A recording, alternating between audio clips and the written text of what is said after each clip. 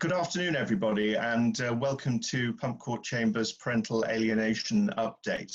My name is Andrew Grime. I'm a senior junior practitioner who deals predominantly with family cases with a particular emphasis in private law matters of conflict and high conflict cases. I deal with all forms of private law applications, both those for child arrangements orders and also cases which have both a domestic and international relocation aspect, as well as allegations of harm and parental alienation. And what I want to do in this afternoon's webinar is to look at really briefly, to start with, parenting in a pandemic, and obviously the systems that we've been having to grapple with very recently, and then looking at a parental alienation update, and in particular looking at duties and responsibilities of parents, of the court, the role of expert evidence, remedies and enforcement, and cases falling short of alienation. And despite the backdrop of the cloisters at Pump Court, I'm broadcasting to you live from home this afternoon. So, first of all, looking at parenting in a pandemic, as I call it, BCPC, before COVID and post-COVID. I'm sure that you're all familiar with the guidance that we have received from the President of the Family Division, which was provided on both the 24th of March and the 31st of March this year. And I've set out for you there on the slides the links to that guidance. And for those of you who are keen to know the difference between the two sets of guidance, well, the latter guidance has some slight misnumbering of paragraphs in that we have paragraph 4, and it also provides some useful resources which can be of assistance to direct clients to, namely supported contact centres, who in practical experience have been very helpful in assisting parents in being creative about contact and assisting with online platforms. The National Family Mediation Service, Relate, Family Rights Group, and Family Mediation Council. So bearing in mind that guidance, what really is the summary? Well, to summarise it, firstly, parental responsibility for a child who's the subject of a child arrangements order rests with the parents and not with the court. Parents must abide by the staying at home and away from others issued by Her Majesty's Government guidance on the 23rd of March, and which, as we all know, has recently been amended with some minor relaxations. Thirdly, that the government guidance issued alongside the stay-at-home rules provides an exception where parents do not live in the same household. Children under 18 can be moved between their parents' homes, but that doesn't mean that they must be moved. The decision ultimately is for the parents to agree after a sensible assessment of the individual circumstances has been undertaken. Parents should communicate and act reasonably in making decisions about contact, and if arrangements are to be varied temporarily, the courts will expect arrangements to be made to establish and maintain regular contact between the child and the other parent by means of online platforms, or if not possible, by means of telephone. But the key message which has been emphasised by the President in his guidance is that where coronavirus restrictions cause the letter of a court order to be varied, the spirit of the order should nevertheless be delivered by making safe alternative arrangements for the child. There is other useful advice available on the CAFCAS website, and I would recommend this link to you, as it's very helpful when advising clients and making them think about the issues for children during what is an unprecedented public emergency. And those sorts of things which are helpfully set out in this CAFCAS document are things like the importance of maintaining a sense of routine to help a child feel safe and secure.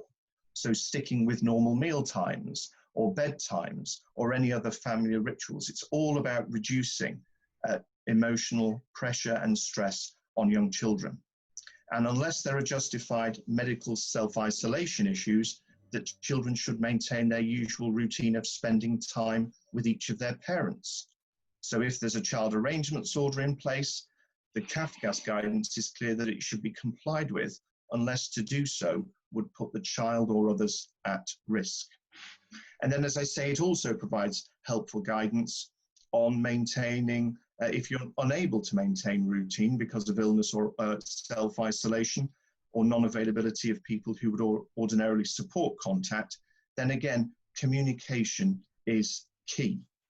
It gives some helpful guidance on creative thinking for contact, and also it reiterates the point, and this is an issue which regularly comes up when we're advising clients in respect of contact, is that if any court-directed spending time arrangements are missed, think about how a client or a co-parent might be able to make up that time once these restrictions are lifted.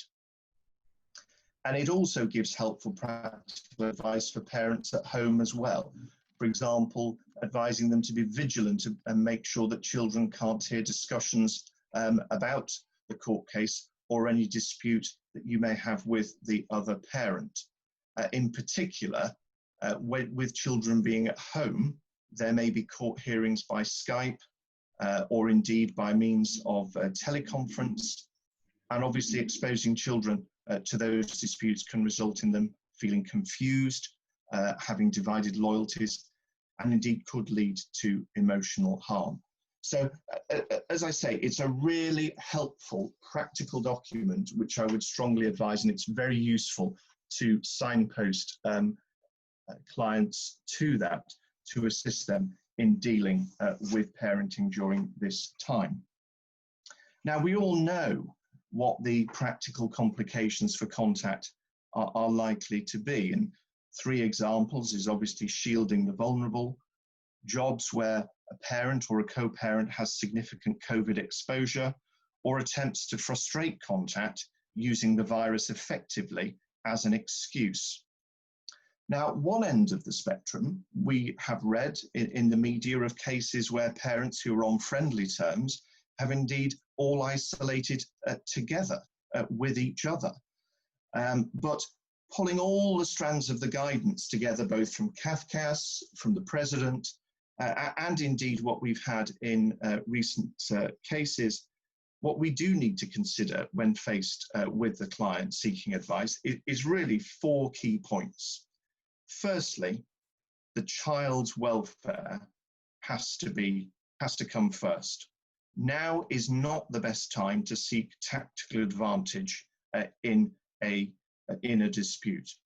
Children thrive on routine, and this needs to be maintained as much as possible, particularly bearing in mind that children have had to undergo significant change with, for example, schools being suspended, so they're not having social contact at school, they're not having contact as regularly with their friends. So that direct contact has disappeared. And if parents have to, or have symptoms and have to self-isolate, then as I say, it's clear, be creative with options to maintain a contact regime. And also, it's important to think about reassuring the child that they will see the other parent soon. And with the gradual easing now of the lockdown restrictions, that hopefully will become more of a reality over the next couple of months. Because what we do know is that children will worry for their absent parents, both for the absent parent's health and indeed the absent parent's well-being. And they won't seek reassurance from a parent if they are conscious that that parent holds negative feelings.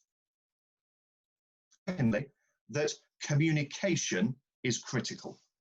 Parents need to be upfront, polite, and clear. And if one is dealing with a situation where there needs to be a temporary variation to child arrangements, then obviously practically parents need to make sure that that's reduced into a form of writing, either by text or by email. but it's important that parents are upfront about any difficulties that they are encountering. Thirdly, empathize. It's always difficult when dealing with a client, but it's part of our skill as lawyers in advising our clients to get them to try and put themselves in their ex-partner's shoes. For example, a mother who may be worried about the father because he's works within the NHS or is another form of key worker, or similarly that key worker who will obviously be worried about the fact that he might not know how long it's going to be before he's able to see his child again. So it's trying to think about and advise our clients to empathize with the other parent can often greatly assist when you're looking at lowering tensions and assisting parties in coming to an agreement. And then fourthly, whilst the courts, and I think it's been noticeable over the last 7 to 10 days, are now starting to increase and relist cases which had been removed during the early stages of the public emergency. Nevertheless, the capacity for courts to deal with the level of cases that they were handling before is clearly just not there at the moment. So it's important to bear in mind the other forms of alternative dispute resolution which still remain available by means of mediation. Being a mediator myself, I have to say I was somewhat skeptical about video mediation, but having conducted a number of these since the COVID lockdown took place, it's clearly been highly beneficial. And in fact, the rates of success in parents reaching agreements is actually slightly higher than it was under the old traditional forms of mediation. So as I say, keep that in mind if you have a situation where there needs to be assistance. So now I want to move on and look at the duties and responsibilities of parents. Well, starting at the beginning, Section 3.1 of the Children Act 1989 provides all rights, duties, powers, responsibilities and authority which by law a parent of a child has in relation to the child and his property. And I've emphasized there for you in that slide, duties and responsibilities, because those are two key factors of parental responsibility which are often overlooked. And the most recent case we've had on this is Re-HB 2015, where we see a passionate request from the Court of Appeal as to the responsibilities which are placed upon those who are separated. And Black LJ stated at paragraph 62 that parents in that case would do well to read the postscript by McFarlane LAST then in Re-W, where he sets out the duties and responsibilities of parents. And indeed, in that decision, paragraph 62 is a very useful summary. And it emphasizes the fact that courts can't solve problems presented by a case in every such case, but that doesn't mean that those problems are insoluble. And the solution so often lies in the hands of the parents. And in that case, whatever the rights and wrongs of the past, the judge was clear that the parents, who is likely now to be able to influence things far better, is the mother. And you'll see there in that quote from the judgment, the emphasis in the fact that the girls have a close relationship with her. And if she changes her tune, this has a very good chance that they will listen. And again, the duty on her as a parent, that she owes it to her children to try and owes it to herself to try, because if she fails to do so, the girls will not gain a more accurate picture of their father and the difficulties which that can engender in later life. And indeed, in the same case, the then President, James Mumby, approved the words of Lord Justice McFarlane in Re-W, where it emphasized where two parents share parental responsibility, it'll be the duty of one parent to ensure that the rights of the other parent are respected and vice versa for the benefit of the child. And again, he emphasized in his decision that along with the rights and powers and authority of a parent come duties and responsibilities, which must be discharged in a manner which respects similarly held rights, powers, duties, and responsibilities for the other parent. However, as I set out there for you in the notes, parental responsibility is much more than a legal principle. It's a fundamental reflection on the realities of the human condition, and it's really the essence of the relationship between a parent and a child. And duties are owed by parents not just to the court, but even more importantly, duties owed by each parent to the child. And again, Justice Mumby further identified another aspect of parental responsibility, again taken from the Re-W decision of Lord Justice Macfarlane, that it's the parents rather than the court, or more generally the state, who are the primary decision makers and actors for determining and delivering the upbringing that the welfare of their child requires. Courts are entitled to look to each parent to use their best endeavours to deliver what a child needs, hard or burdensome or downright tough though that may be. The statute places the primary responsibility for delivering a good outcome for a child upon each of his or her parents rather than upon the courts or some other agency. And that's very useful, particularly where you're dealing with a case with a parent who is saying, well, the child simply won't do it, or the child chooses not to.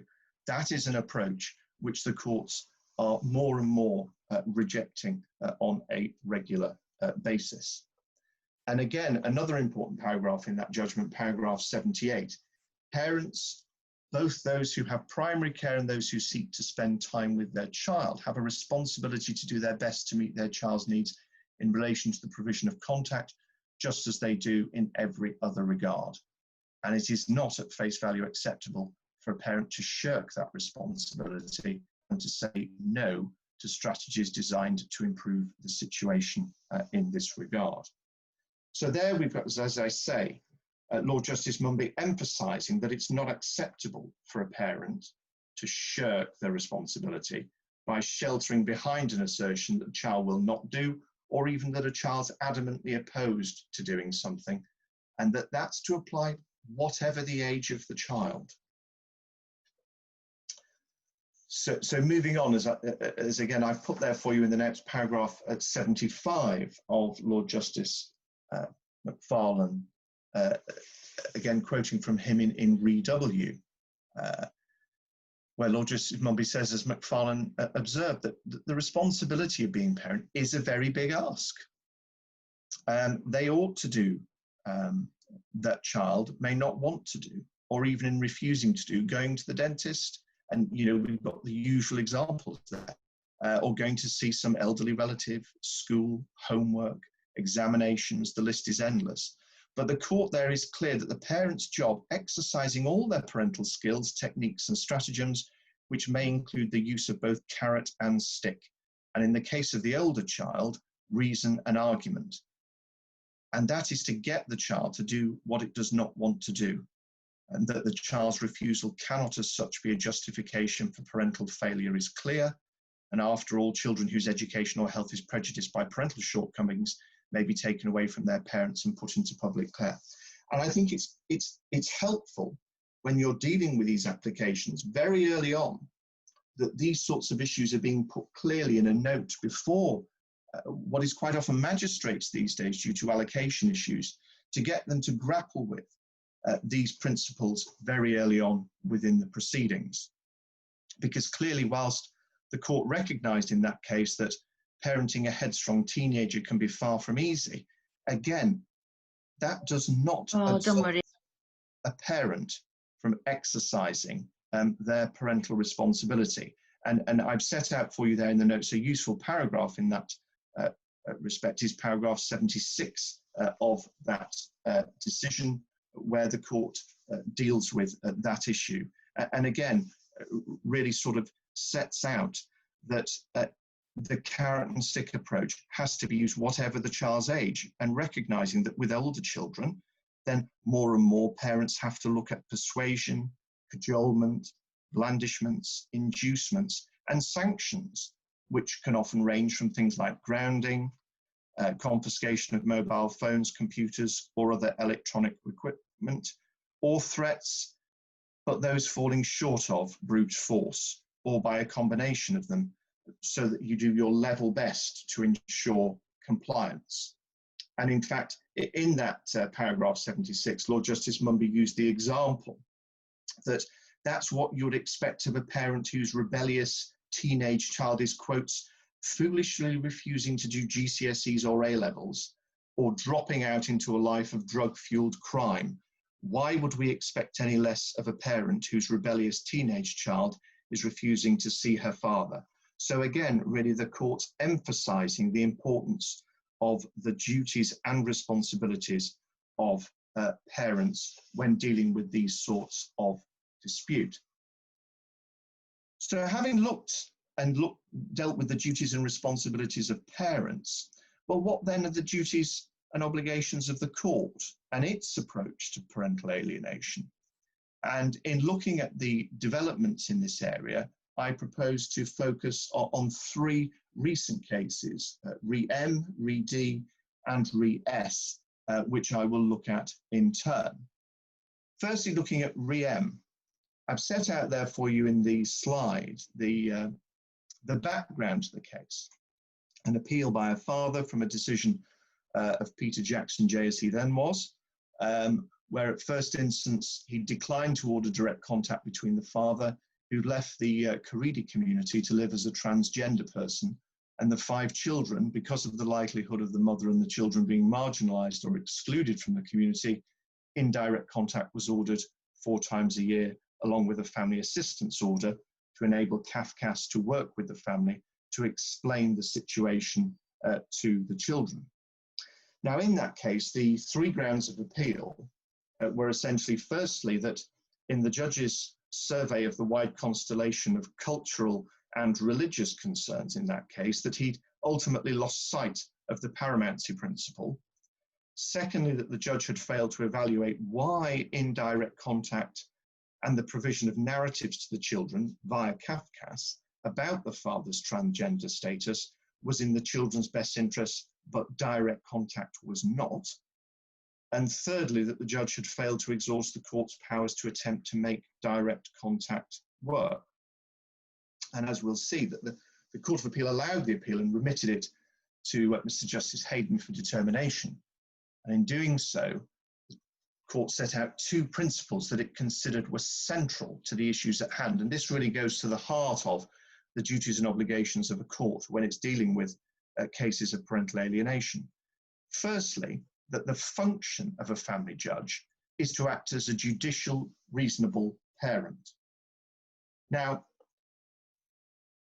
what does that mean? And that is set out for you at paragraph 60 of that judgment, where we can see that it sets out that the judge is to act as the judicial, reasonable parent, judging the child's welfare by the standards of reasonable men and women today, having regard to the ever-changing nature of the world, including, crucially for present purposes, changes in social attitudes, and always remembering that the reasonable man or woman is receptive to change, broad-minded, tolerant, easygoing, and slow to condemn. We live or strive to live in a tolerant society. We live in a democratic society subject to the rule of law. And we live in a society whose law requires people to be treated equally and their human rights respected. We live in a plural society in which the family takes many forms, some of which would have been thought inconceivable well within living memory. And obviously we've seen that in practice very starkly, I think, over even in the last 5 to 10 years. And secondly, that there's a positive duty on judges to attempt to promote contact in cases of alienation, which requires it to grapple with all available alternatives before abandoning all hope of achieving contact. And I've set out for you there in the notes the helpful case of Re-C, where Mumby, the president as he then was, set out in clear terms how a court is expected to deal with such a problem and the responsibilities that fall upon the court. And I've set that out for you in the notes. It's a paragraph at 64, which is a very important paragraph. where an intransigent parent is fostering in their child a damaging view of the other parent, thereby alienating the child from the other parent and denying contact between them, the court does not hesitate to invoke robust methods where that is required in the child's interests. And as we can see from that, those methods can be ordering the transfer of living arrangements from one parent to another, and those arrangements to take place either immediately or to be suspended so long as the defaulting parent complies with a court's order. The court can make the child a ward of court, or the court can make an order under Section 37 of the Children Act 1989, where local authorities are engaged with a view to commencing proceedings for taking children into public care. And I have to say that last particular option can in practice be a very useful tool, as when parents realise that there is a very real risk of public law proceedings, with all the invasions of family life that will provide from local authorities, it can be a very useful tool in obtaining compliance.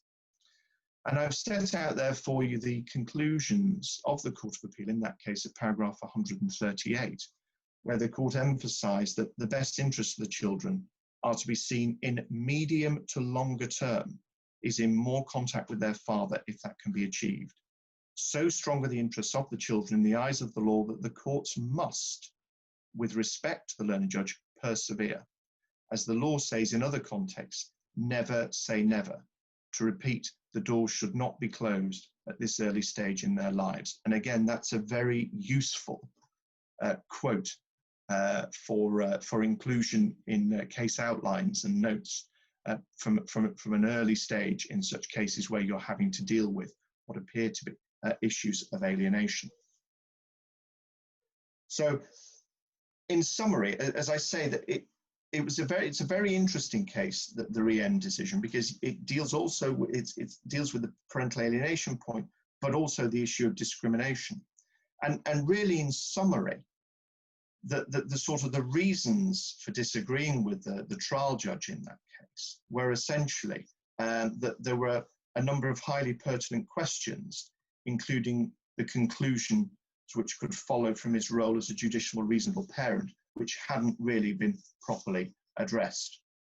And indeed, it's also a useful decision if you're looking for a very helpful summary of the legal position under the Equality Act of 2010 and Articles 14 and 9 of the European Convention, making the family court's duties, because the court itself is sitting as a public body within the meaning of the Human Rights Act 1998, very clear. And in particular, the Court of Appeal provided guidance for the High Court when it was remitted back to Hayden J. To be considered in due course. And in particular, that the court should consider whether there would be unlawful conduct in the face of an order for direct contact, and if so, to what extent that unlawful conduct should be given weight in any welfare analysis. And the family court cannot be absolved of its duty under the convention, even if the parents agree, as they did in that case, that the children should remain within the Caridi community, which represented the source of discrimination.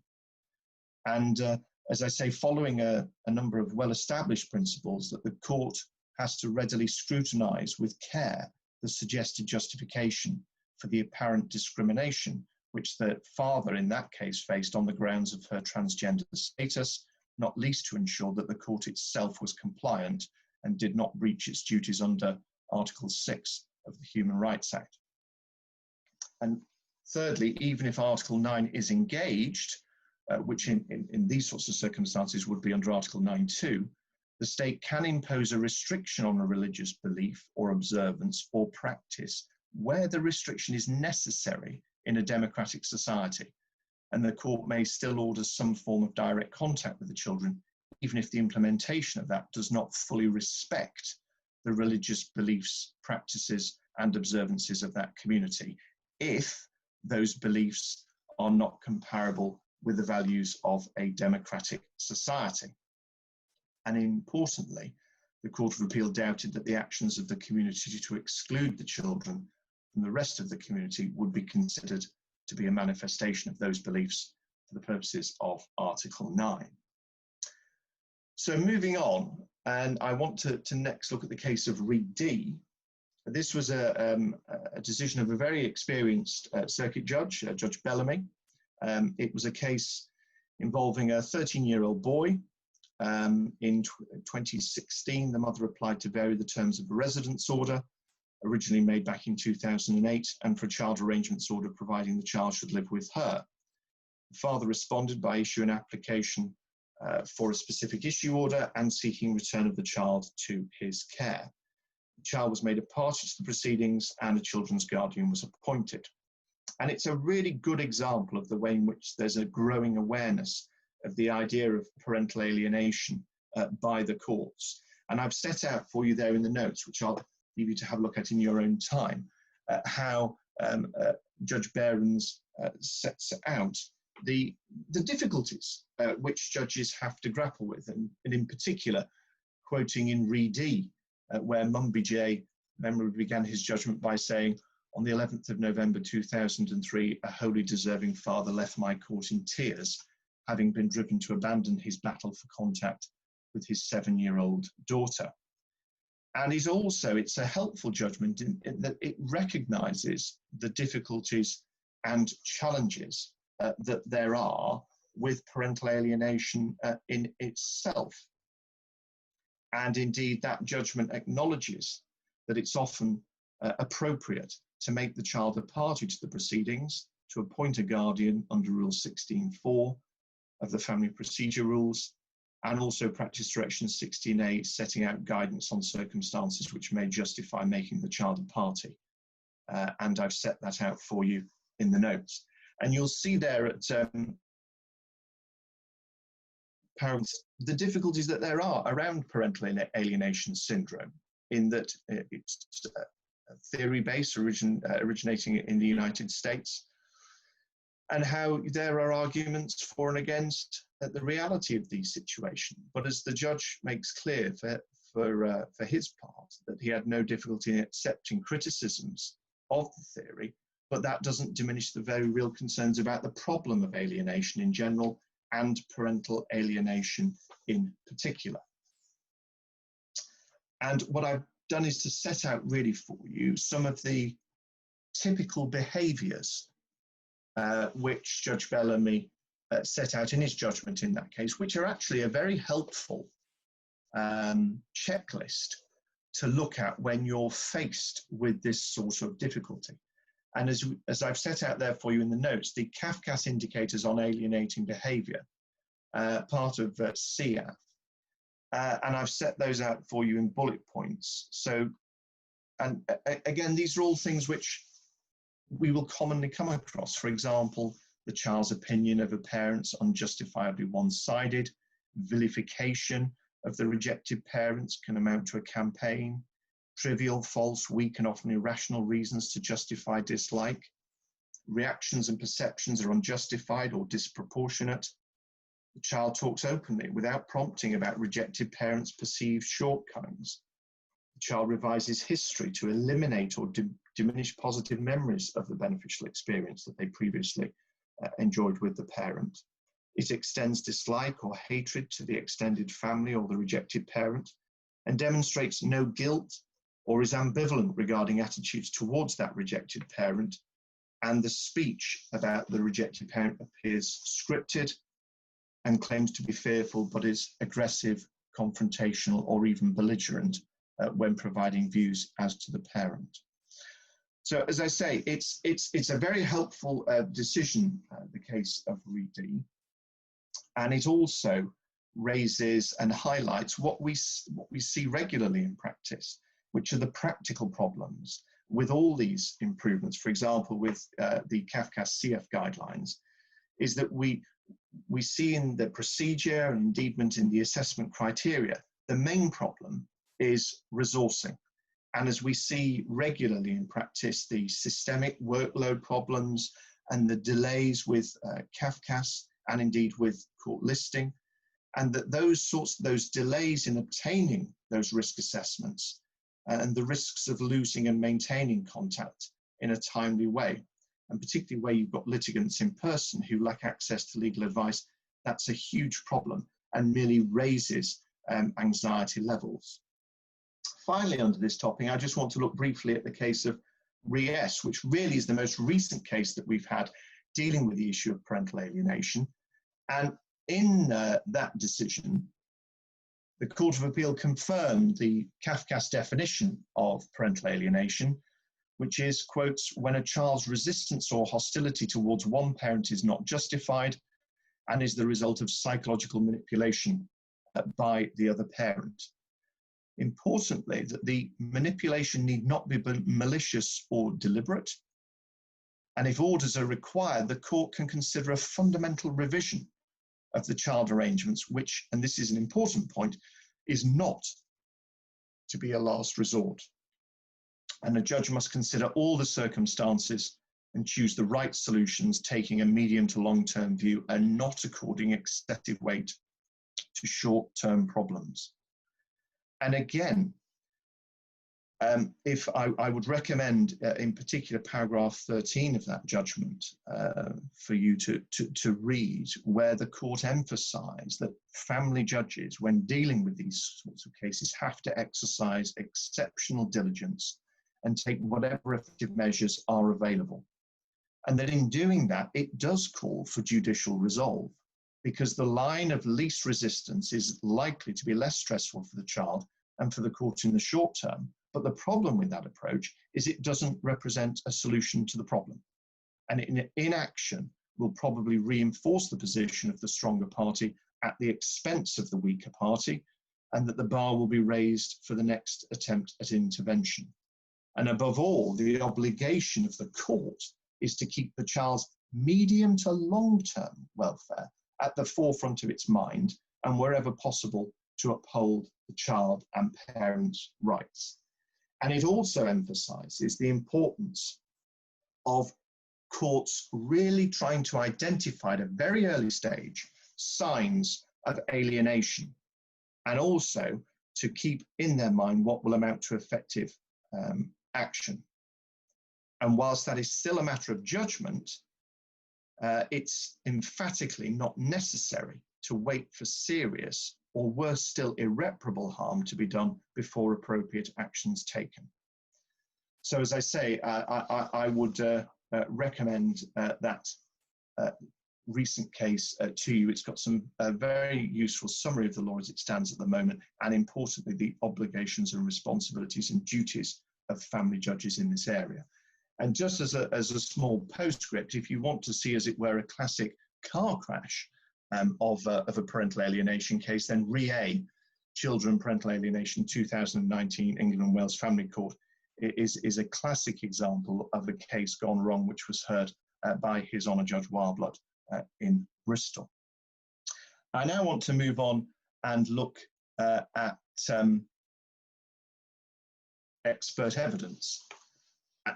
And really, just to emphasize the point that good expert evidence can be critical in a case, and the sooner that one can obtain that, provided resources allow, the better. And that's what we saw in the REH decision, 2019 England and Wales High Court.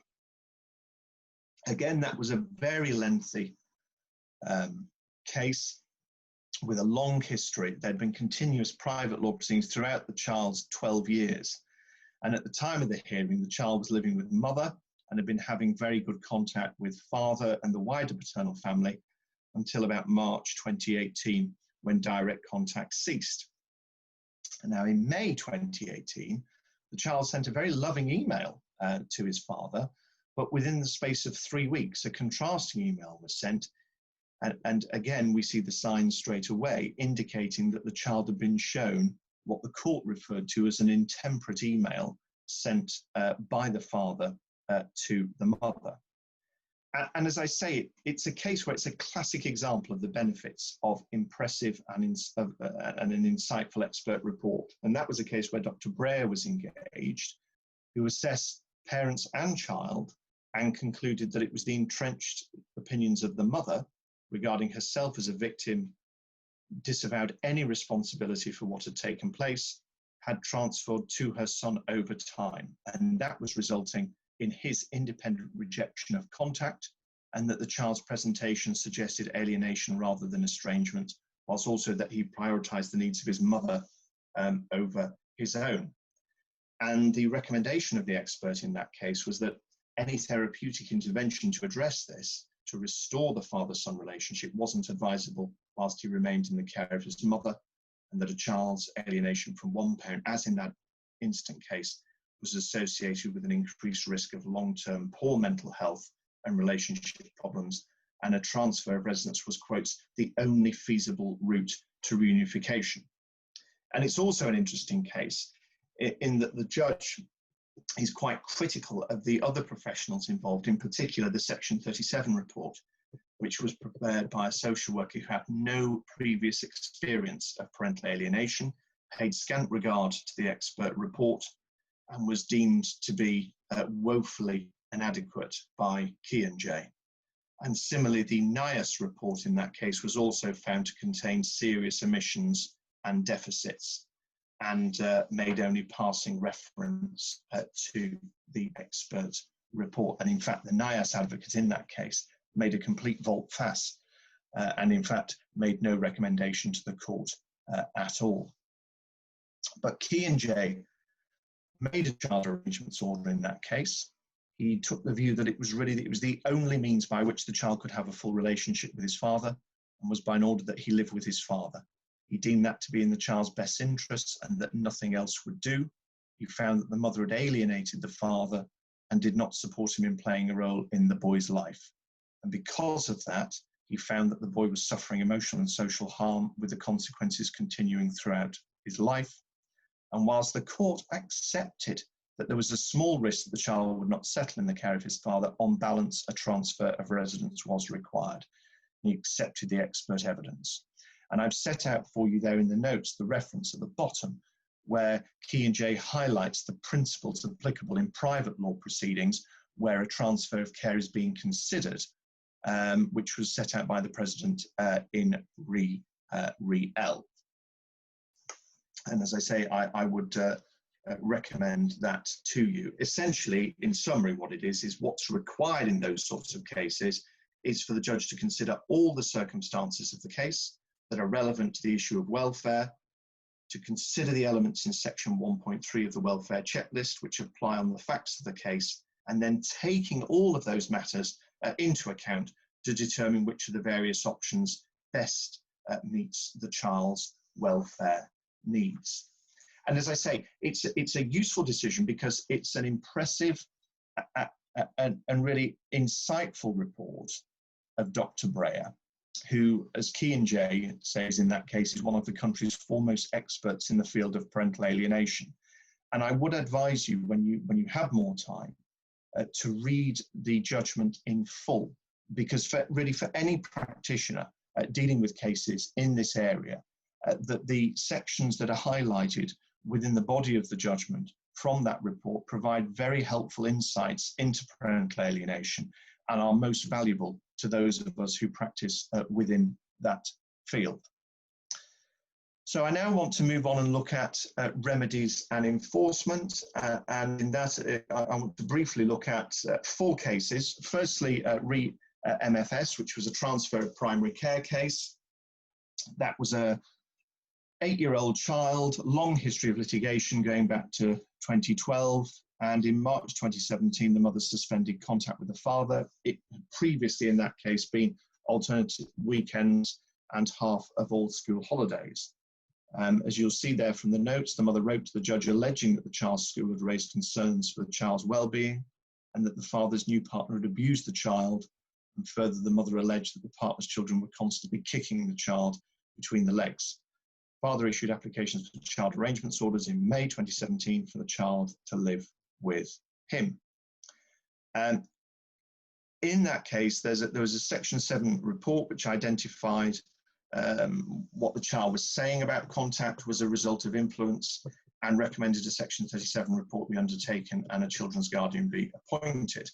There was numerous expert reports as well. There was a psychological assessment of the parents, which concluded that the father did not suffer from any mental health problems, but that the mother had persistently portrayed him negatively. The expert described the case as one of the mother alienating the father as a result of her collusion with the child. There was a clinical psychologist who concluded there was no evidence of OCD or Tourette's. And notwithstanding the mother's assertions that the child suffered from such conditions, there was then an addendum report to deal with the child's attachment and impact. And the addendum concluded that there was a positive, undeveloped attachment with the father and possible insecure attachment of an anxious, ambivalent nature with the mother. And the psychologist concluded that the relationship with the father was sufficiently positive to enable the child to make a direct transition to the father, albeit noting that there would be distress. In addition, there was a child psychiatrist report as a result of concern about the clinical psychologist's expertise in determining OCD or Tourette's. And the psychiatrist concluded that the child was probably suffering from an emotional disorder of childhood linked to anxiety and stress rather than OCD. Now, at the final hearing, the judge made findings that the child did not have OCD or Tourette's, and that the problem was an emotional disorder of childhood. The judge made adverse comments about the mother's credibility and found that she would say anything to keep the child with her, and accepted that the child had been subject to parental alienation by the mother. He also concluded in that case saying that the mother had shown no willingness to accept the unanimous recommendations of professionals in the case, and ordered that the child live with the father, and that was to be implemented immediately, and provided the child spend time with the mother initially on a supervised basis. Mother changed her solicitors and sought to appeal out of time, arguing that the judge's decision was reliance on flawed expert evidence, procedural irregularity, and providing for a change in the living arrangements for the child was disproportionate. Now, again, as we often see, one of the main problems in that case was as a result of additional delays within the appeal process, the matter wasn't heard until the child had been living with the father for some 6 months before it came before the High Court. And indeed, in that case, the High Court took the view that there had been the consequences of the late appeal had had a direct impact on the child's welfare. And where a transfer of primary care was the outcome of an appeal, and that was proposed, the ideal approach would be for applications for permission to appeal and a stay to be made prior to the implementation of the transfer, even where that would mean making an urgent application to the appeal court. So the High Court were very clear that cases such as this were really a paradigm case for swift action. So it's critically important to make a quick application either for a stay or for an extension over time. Right, I want to move on and look at the case of Re-N. It's an important case where the Court of Appeal found that the way in which hearings were conducted represented an unjustified infringement of a father's right to a fair hearing. Again, it was a case where there was a long litigation history concerning 2 children going back some 5 years, and at a hearing listed as a directions hearing, at which the father was not present, Hayden J. proceeded to hear evidence from the mother and the children's guardian. He indicated he was minded to make final orders, including a Section 9114 order, applying to both parents for a period of 2 years, providing father with liberty to apply to vary the 9114 direction. Now, whilst the father applied to vary the terms of the 9114 order within the 4-week period, again, delays kicked in and the application wasn't listed until almost 4 months after the hearing. At that hearing, the mother didn't attend, nor was the judge provided with a bundle. Whilst the father produced some evidence of working with a psychotherapist, the judge was very critical of that and refused the variation of the 9114 order, indicating that the objective of him making the order was to provide the mother and the children with a period of respite, quotes, from the intense and corrosive litigation, and that there would be no shortcuts or success until the father genuinely engaged in therapy. So the father then appealed, and the appeal was heard by Lord Justice Jackson and Lord Justice Baker. and permission was granted. And what's important in this decision, I set it out for you in the notes, is really their commentary on the use of Section 9114 orders, in particular that they should be made sparingly, and that in that particular case, none of the fundamental requirements identified in RET had been satisfied. And that's set out in paragraph 50 of the judgment, which I've set out there for you in the notes, which really emphasises that it's imperative that a court is satisfied that parties who could be affected by a 9114 order, firstly, are fully aware that the court sees of an application and is in considering making such an order. Secondly, that they understand the meaning and effect of such an order. Thirdly, that they have full knowledge of the evidential basis on which the order is sought. Fourthly, that they have a proper opportunity to make representations in relation to the making of such an order, and this may of course mean adjourning the application, that dreaded word, for it to be made in writing and on notice. And as I set out there in paragraph 51, these fundamental requirements obtain whether the parties are legally represented or not. It is, we suggest, even more critical that these requirements are observed when the party affected is unrepresented.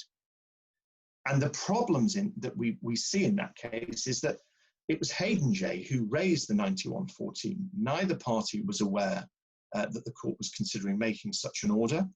The order was made as a hearing which was not a substantive hearing.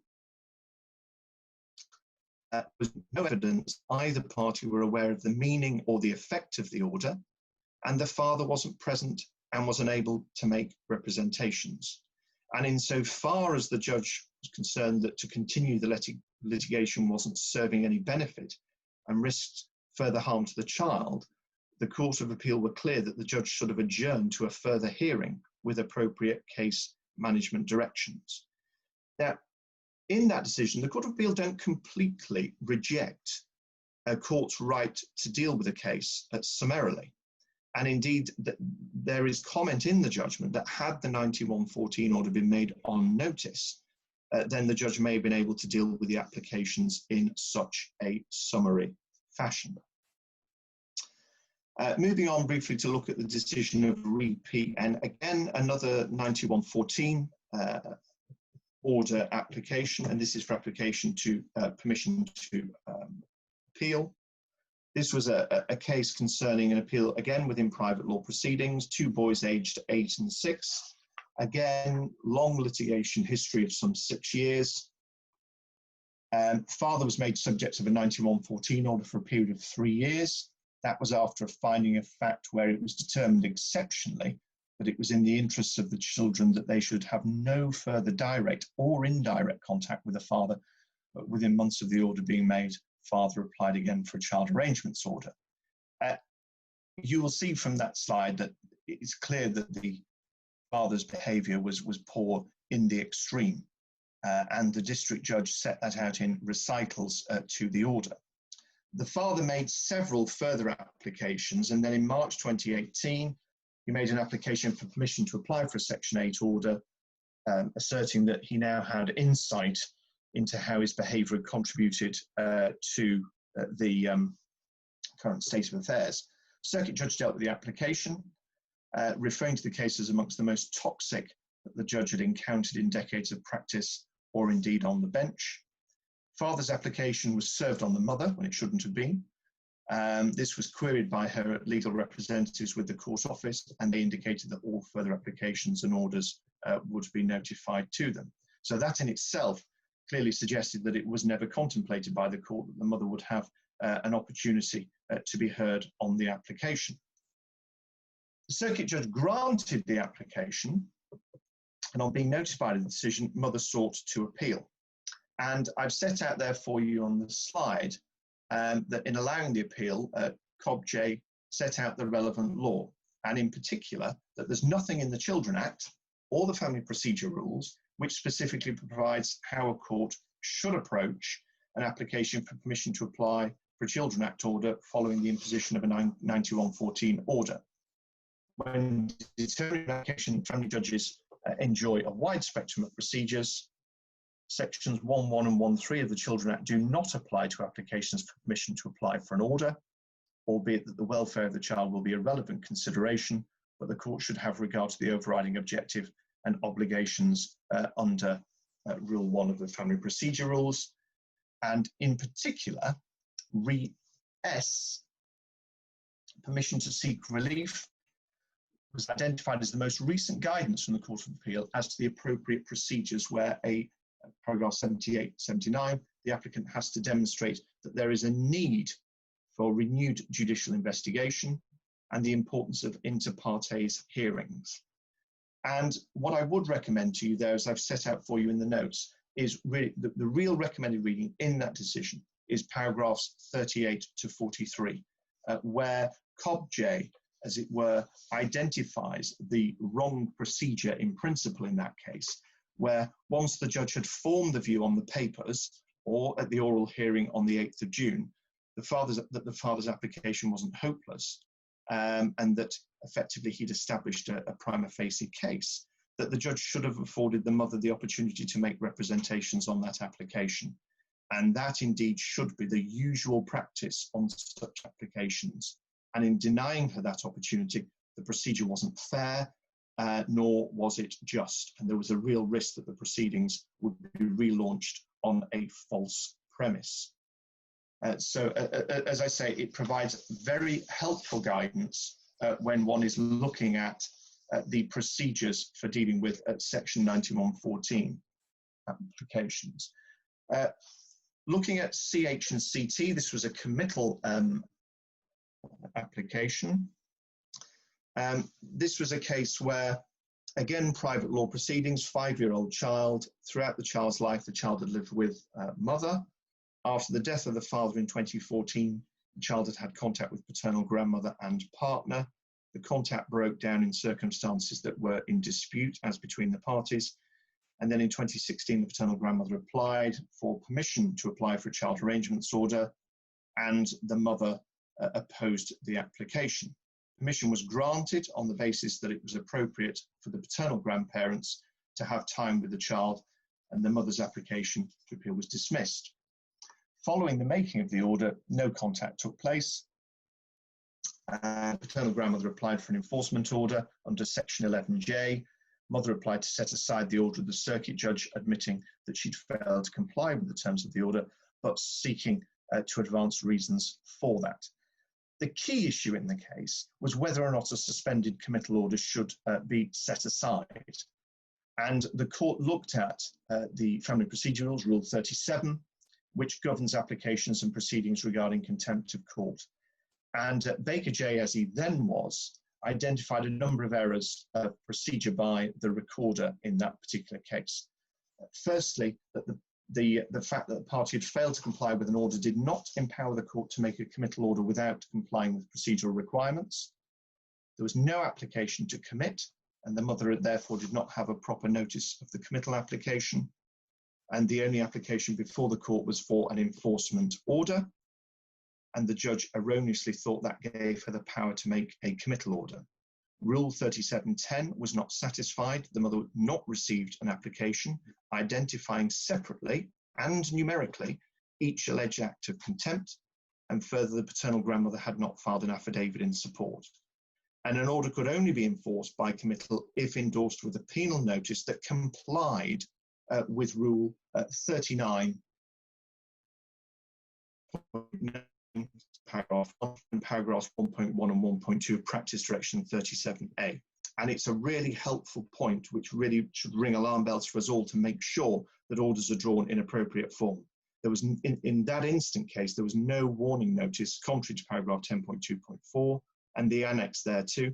And having not been properly served with an application, the mother had not had time to prepare her defence or to respond in another way, contrary to paragraph 12.5. And there was no notice to make the mother aware of the possibility that criminal legal aid might be available, or how to contact the legal aid agency, or to give her any other opportunity to obtain legal advice, contrary to paragraphs 12.52. So as I say, it's a really helpful decision which goes through in detail drafting issues when you're looking at orders. Finally, I've just put really 3 cases where It slightly fell short of alienation. Riel was a decision by a judge who's been in the media a lot recently. He's on Judge Tolson, heard by the President. At first instance, the judge ordered a change of residence for a child where there was evidence of emotional harm. Importantly, the President emphasised that orders for the transfer of residence should not be thought of as a last resort in such circumstances. And whilst no findings of parental alienation were made in that case, the child was not permitted the emotional space with the mother to express positive feelings about the father, and he received emotional reward for expressing negative views. And His Honour Judge Tolson concluded, based on this, the level of emotional harm and potential for future harm was such, in the absence of any clear indicator of change, a transfer of evidence was justified by the trial judge. It's also an interesting decision, Riel, concerning the ascertaining of wishes and feelings of the child. The parties in that case were very critical of the failure by the guardian not to ask an 8-year-old boy which parent he wished to live with. But the High Court concluded that such questioning would not have been in the welfare interests of the child. And there's some useful points made in paragraph 65 of the judgment in that regard. The reason why I think it's an interesting decision is that it throws up a number of points about the way in which parents' hostility towards the other ought to be addressed by courts and indeed professionals. In my view, it very much diminishes the applicability of that sort of, transfer of residence being seen as a weapon of last resort, which is so frequently wheeled out by resident parents in cases of this sort. And it also addresses the duties of guardians in situations such as these, where requirements to provide wishes and feelings to the court clashes with the overarching concern of child welfare. It's a really useful decision where you're dealing with a complex contact case where, as I say, it falls just short of alienation, but is a very useful explanation, particularly when you're dealing with magistrates or deputy district judges. A, B, and C, I will leave you to look at in your own time. I've set it out there for you in detail in the notes. That's a case where it's got echoes of REW, the direct contact dispute, and it's a helpful case where one is looking at the use of parental responsibility to assist with these sorts of contact disputes. As I say, finally, REG as well. Again, that was another case which falls short of parental alienation, but again is a useful authority when you're looking at these sorts of cases. And I've set out for you in the notes the pertinent summaries of the law as it currently stands and the duties on the courts in assessing cases which fall short of parental alienation. So finally, thank you for joining this webinar.